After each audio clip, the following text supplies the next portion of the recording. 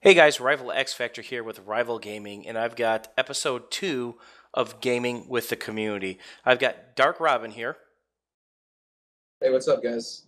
and he was the alternate for the second winner for Joe Black because I couldn't get a hold of him. We're still going to have that episode. So we flipped the script this week. We played a couple rounds, and now I'm going to interview Darkrobin, so it's kind of interrupted and more to the point. So, Darkrobin, tell me a little bit about yourself. Feel free to say whatever. All right, so I'm from the East Coast. I'm a chef. I cook for a living. So I usually play on at night. I'm on very late until about two in the morning usually. Got into Battlefield with Bad Code 2 and been playing Battlefield 3 ever since. More recently, going into the more like competitive scrim scene. So you started with Bad Company 2. What'd you think of that game? I thought it was very well balanced, with possibly the exception of the no scope headshots on the 50 cal sniper rifle that I seemed to either get or get shot by all the time. But I like the game mode. I like the larger maps. Like I like the fact that you got Valparaiso, you've got there's quite a few good maps from Bad Company 2, and I hope, like White Pass, I hope some of these maps make it over into a BF3 expansion of some sort. well, that would be like while I like the close quarters thing, I think that tends to be more pushed towards like the Call of Duty players. Whereas if you took Bad Company 2 and you put those maps into this game, it'd be like the vanilla map, but maybe a little smaller. Sure. I'd agree with that. What were your favorite top 2 kits in Bad Company 2? Or weapons, I should Uh, say. I loved what was the semi-automatic? Was it an NG gun? God, it was like an 11 shot. I used to play with the 4X all the time. I don't For remember the name of it. That's a bad example. The AUG. I love the the AUG. AUG, did you? Okay. In that one, and then there was another assault kit that I loved a lot too. It was the one you started with. M416, that was pretty popular. The M416 is probably the most popular assault kit back in Bad Company 2 on the comp scene anyway. For us, we won World Cup in Bad Company 2, and we played nothing but MG36 and Medic Spam. And we'd have a couple noob tube guys running assault. Yeah. What'd you think of the 900 round per minute medic gun? What was that one called again? Oh The God, one that shot like it insanely would fast but had dump. zero accuracy. You'd have to reload that. I know what your gun you're talking about. You'd have to reload it every 3 seconds. It was stupid. Like you Things would and put keys. 50 bullets into a guy to kill him, and he'd be point blank. So that was the worst gun in the game, and we used to go around trolling people with that gun in like wide open maps because there's a way to kind of like tap fire, burst fire that fuck people up, and they get so pissed off because they couldn't kill with that weapon. The other gun I liked out of that game was the VSS sniper rifle. That was a Oh, the fun weapon. semi-auto sniper rifle? No, The full automatic. auto, Full auto. Yeah. sniper rifle. What was the? Oh, these dogs are gonna piss me off. What was the semi-auto one? I like that one a lot too. The one that was They were they, very similar to the VSS. there were It a was couple in there. silence, whatever the silence one was. Yeah, there were a couple guns in there that I wish they'd transfer. Like the VSS would be a great gun to have in BF3. But so you came from Bad Company 2. You've played BF3 since it came out. Yeah, I got about, let's see, 423 hours. So a So you good, know the game pretty well now. yeah, pretty much a good amount of playtime. Okay. And what's your thought process on BF3? Do you think they hit the mark with it? Not talking about close quarters, but I'm talking about vanilla and Karkand. I think they did a pretty damn good job. There's some things that I think needed tweaking. I thought when they brought suppression back down, that was a good call because before it Oh, it's just came down OP. to whoever shot first, and Yep. so you would hit fire one shot and then scope in and kill a guy. It was almost a little too easy, and now it brings a little more skill back into the game, whereas before it was almost like playing hardcore all the time, which drives me crazy. So Yeah, the funny thing is there's a method to suppression when they buff the hell out of it, and I shot to miss when they buff suppression. I would literally miss you with 2 or 3 bullets to get you fully suppressed, so you had no chance in hell at shooting me. So it's something that kind of came about in the comp mode that a lot of the competitive players kind of beat up on that. But if it's built into the game, it's a mechanic, and you got to either figure it out and beat it, or you don't, and you just get killed by it over and over and over again. So I hear rumor you're kind of an armor guy. I have a lot of tank driving experience. I tend to be the tank driver on the clan, and it takes a little getting used to, but after probably, I don't know, 3-4 hours in a tank, you've got it figured out to the point that you can unlock a canister. The gun is just it's a beast, even from range. If you aim like a little bit above the person, it's a guaranteed headshot. Not guaranteed, but it's a pretty good headshot almost every time. Actually, in the footage that I'm going to overlay this in, that you played with me, either repairing me or next to me with a gun or in the LEV next to me, I probably had 6 or 7 just downtown canister shots. So, I mean, that's the best secondary attachment, bar none, in this game for main tank. Yeah, and if you have a gunner who runs proxy, I mean, people complain a lot about, they say that tanks are like made out of paper, and maybe they shouldn't be so easily killed by jets, but I really don't have a complaint. I know a lot of people complain about this game and they hate it, and they end up leaving. They rage all the time. And Learning curve's too steep for a lot of people. What I like that to be good at this game, you need to put in the time. You can't play 5 hours of Battlefield 3 and have a 3 OKD. It's not going to happen.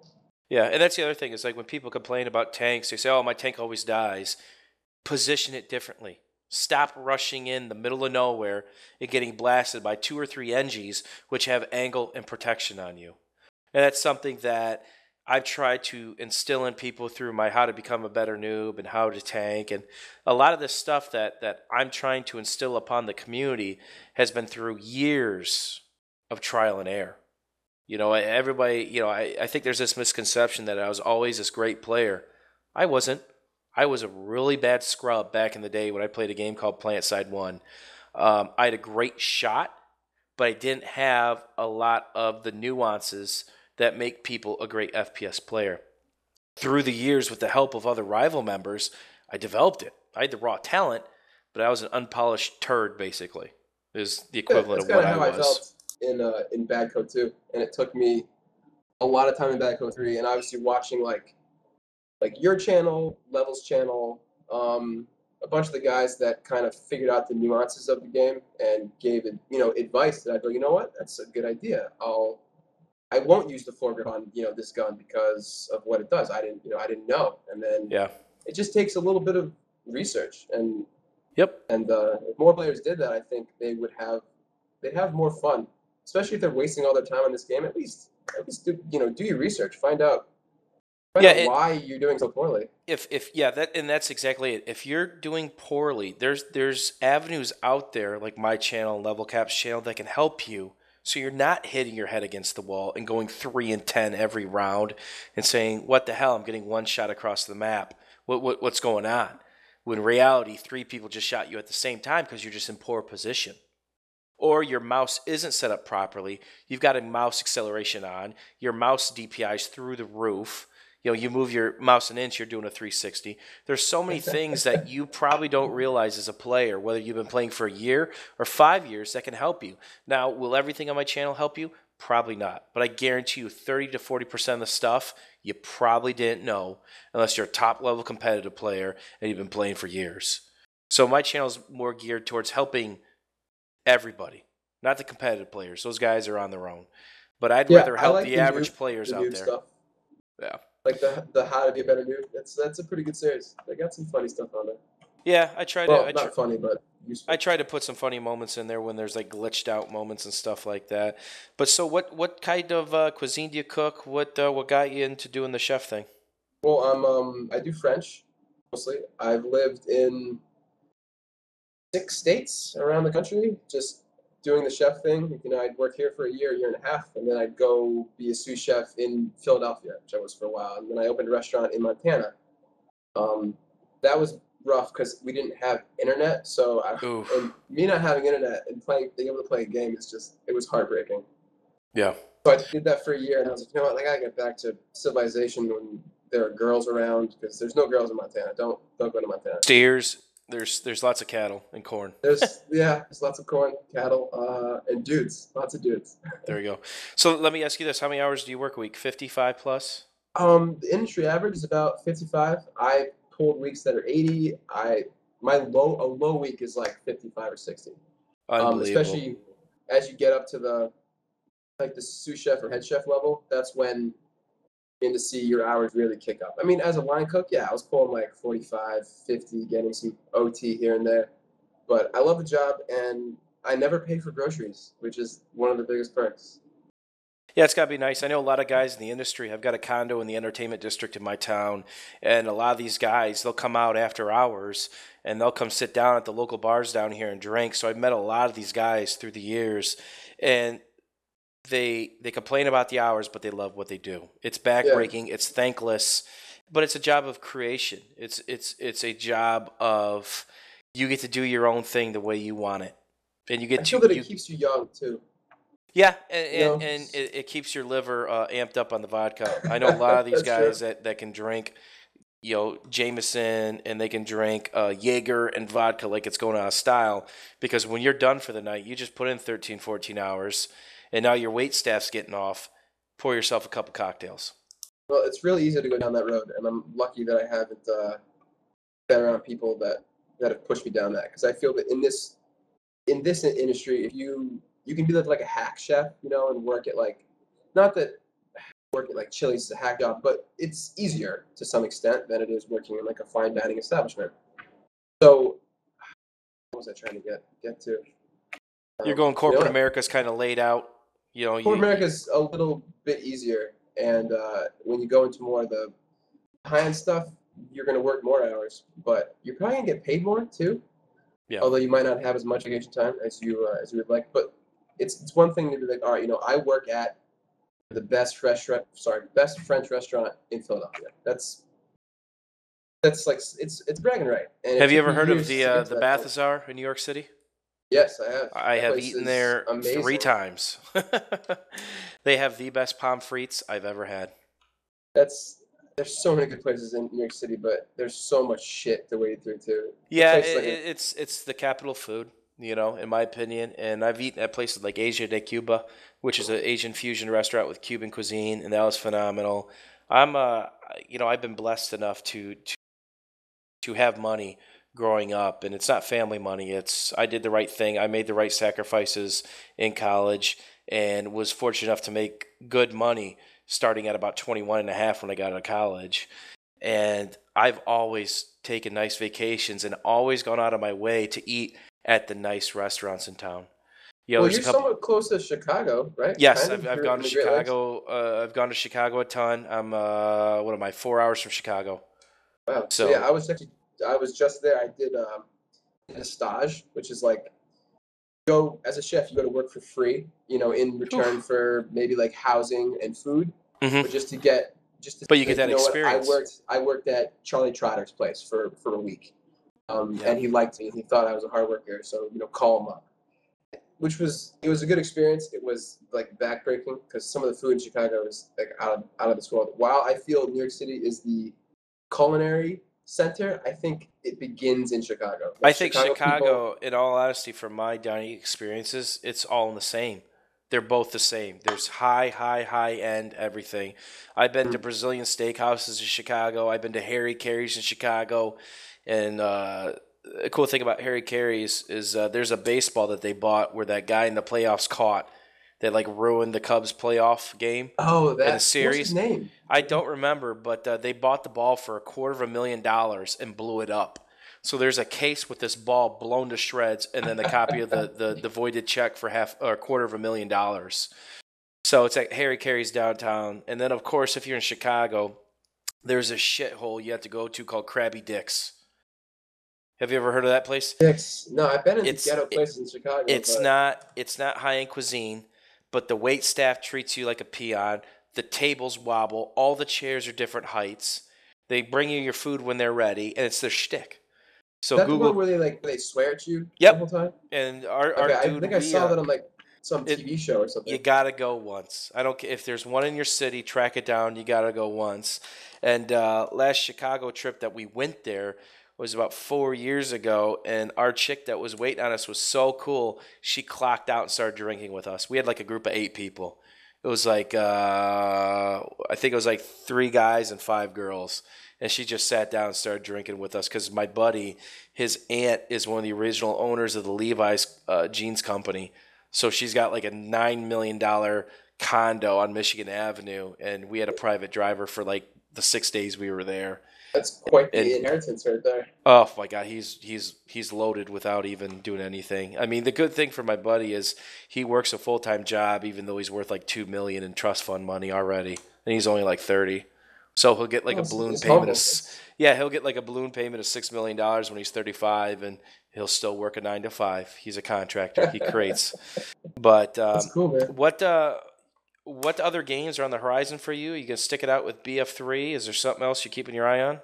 I'll probably stick it out with BF3 until the expansions are done. I mean, people are talking about Bad Code 3. I like FPS a lot. It's not all that I play. I played the Total War series pretty much from the start. Like Shogun, and now obviously Shogun 2 is out. Real-time strategy to an extent. StarCraft a little bit in the first one, but then it got way out of hand for me, and it wasn't kind of like my style really. And pretty much every RPG that comes out, like I did the Mass Effect series, I did what's the game with the Origins, the Dragon Age, that kind of stuff. I do that, and I'm getting a little tired of BF3. Like, I put in 2 hours of BF3, 3 hours. I'll go play like a half hour of Dragon Age or a round of Shogun just to mix it up a little bit.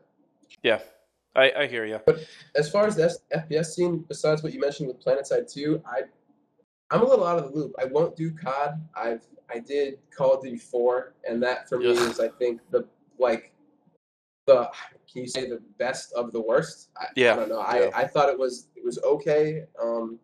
The Battlefield series really takes it to the next level with gameplay development, multi-vehicle roles, destructive environments, hitboxes. I mean, you name it. Tactics. There's tactics in BF3. There's not tactics in COD games really. Which is why I like it. Like we had our first clan scrimmage today. Nice. I'm trying to push the group to get into this, and guys really they were telling me, it's an adrenaline rush, because it is. It brings a whole highly other addictive. level It's of highly addictive gameplay to BF3, and these guys are like, all right, Robin, sign us up for next one. And that's why I love the whole Gamers Portal thing. Are you guys doing TWL, or what are you signing up for? Well, right now we're just doing I just got my feet wet in this, so we put ourselves in the scrim button, and I just kind of post, and people sign up. Gamers Portal is an amazing tool for people looking for clans, looking to get in the competitive scene, or looking to find scrims. It's the best solution for Battlefield 3 right now. It's an amazing website. I've done an interview with the owners and the creators of the site, and they have a great piece of internet property. Now, I know about the whole CGL thing, but what's the TWL? TWL has been around a lot longer than CGL. TWL stands for Total Warfare League, and they have leagues as well. They've been around for forever, since the beginning of Battlefield. CGL has just come around with the advent of BF3. Okay. So you've got Alienware, TWL, CGL, and Payne Street Nation, and there's a couple other leagues out there as well. Those are kind of like the top dog leagues. So if you can get in the mix of that, that's a good start. TWL and CGL are two top leagues right now for the Battlefield 3 scene. So if there's other people looking to get into the competitive scene, Google Total Warfare League, or go to the CGL, spelled out, CGL.com. Those are two great sites to check out. The community embraces both those sites, and most of the big teams support both those sites. My Minions, my community team, is actually in the finals for 5v5 infantry only on the CGL. So I'm kind of excited about that. I see it on the scrim list a lot, actually. For the Gamers Portal thing, I kind of see they're always they're consistently playing. Yeah, that's good, because I tell them to stay sharp, don't get stuck in D3 fapping too much, because I'll cut them. So I verbally abuse those guys. I love them. But D3, I'm not. I tried it, man. It wasn't for me. It's mindless, repetitive motions. It's get a bigger sword to kill a bigger bunny to get a bigger sword to kill a bigger bunny. I can't do it personally. The whole multiple MMO thing. I won't. I did the Star Wars one for a month. level capped my guy out, and then I was like, this is I heard that game bombed. Where's the fun anymore? Yeah, it bombed now. It's gonna be. I guarantee you, it'll be like free to play in 3 months. Wow. So let me ask you this: is there any questions you want to ask me real quick before we get going? Yeah, I think a question. Not that I'm interested, but how do you recruit people into Rival? Rival has been invite only since the advent of Rival 4 years ago in Battlefield, and we recruit people by checking out other people in the competitive scene. So if you want to get on Rival, it is not easy. There's guys that have been playing Battlefield for 4 or 5 years against us, and they still haven't gotten a shot. So it's one of those things where we kind of cherry pick talent from various teams, and that's how we've built our powerhouse of a roster. And that keeps sketchy people out. So many clans say, "Oh, you're a good player. Let me recruit you overnight." Well, Yeah, then they really get caught with a giving it, hacker. You know, I mean, there's been 4 or 5 groups in the competitive scene in BF3 been caught with a hacker, you know, and we avoid that. We force everybody to record 24/7, and then everything else we do record as well. So in case there are any accusations, hey, here's our copy of the footage. Take a look for yourself. Any other questions you might have? No, that's pretty much it, man. I had a Anything you blast want at to it. say to the YouTube nation? Yeah, I do. I think all you guys should do, like, try to play with the pub stars, you know, because honestly, it gives you insight into these people you might emulate. You follow their play style a lot. Play with them. They're just like you. They like to drink, 4 or 5 beers and play a couple rounds of Conquest. There's nothing wrong with that, but it's try to get more involved in the game itself. And I find that whether that's in like the scrim scene or playing something besides Caspian border super large, Oof. kind of Yeah.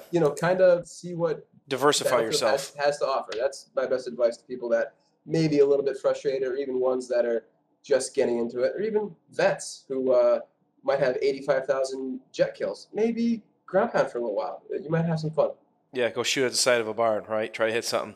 DarkRobin, you're a cool guy in my book. Thank you for your time. Thank you for the opportunity to play with you. And I look forward to grabbing a couple more rounds with you here in the future. Thanks, so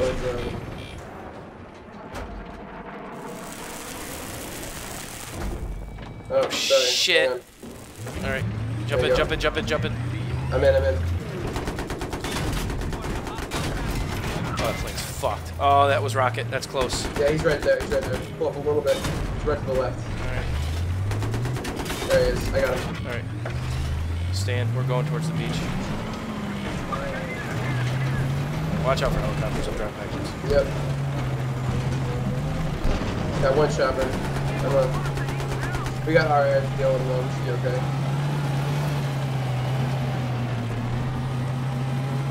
Fuck's that rocket? Is that a soap lamp? It's chopper's close. Yep, there it is. Missing with my main turret by a split inch. Coming back up again. There it is. Oh, my ass! Move! Shoot him! He's disabled. I got him. Oh, nice shot. On. I wanted that kill. Oh, man. All right, I think that's Nice enough job, footage to do an interview. Good work. How I'm going to do this, if I'm going to bring in Mumble or how I'm going to record it.